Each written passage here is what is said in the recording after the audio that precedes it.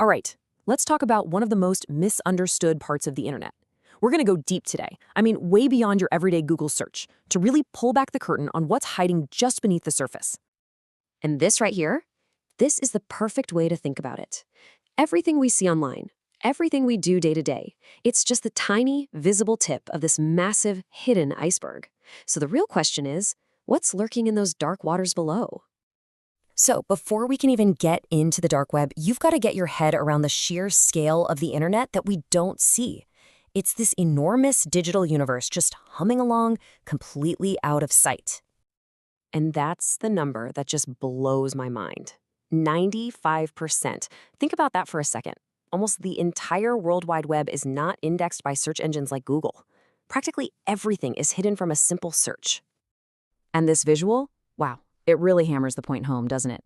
That tiny little 5% slice, that's where we all hang out online. It's social media, news sites, YouTube, all of it.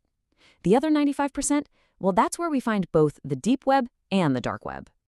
Okay, so let's break this down. We're going to peel back these layers kind of like an onion, and it is so important to get the difference between these terms because they are absolutely not the same thing. First up, the easy one, the surface web. This is your comfort zone. It's your daily life online. Basically, if you can find it using Google, congratulations, you're on the surface web. It's as simple as that. Now we go a level deeper, the deep web. This makes up most of that hidden 95%. And you know, despite the kind of spooky name, it's actually pretty boring for the most part.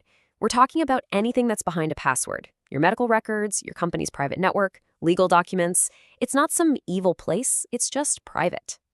And this is where people really get tripped up, so let's make it super clear.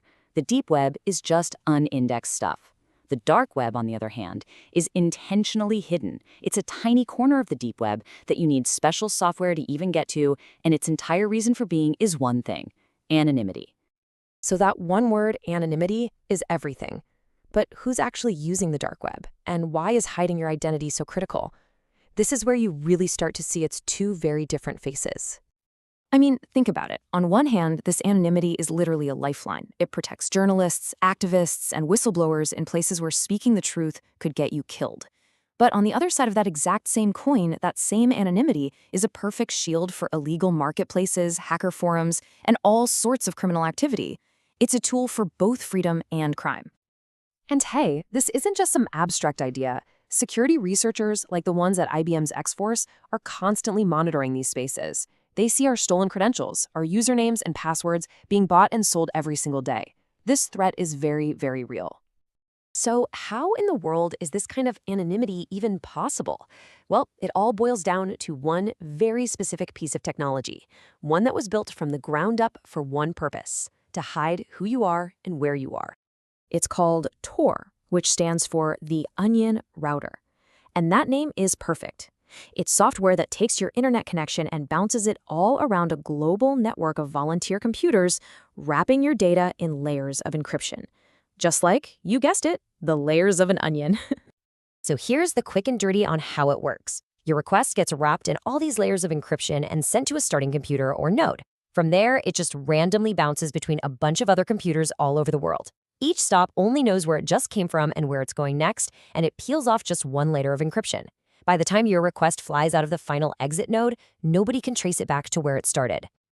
But, and this is a huge but that a lot of people don't get, once your traffic leaves that final exit node to connect to the regular internet, it's not encrypted by Tor anymore. That last little leg of the journey is totally exposed, and anyone watching that exit node can see it. That's a massive vulnerability.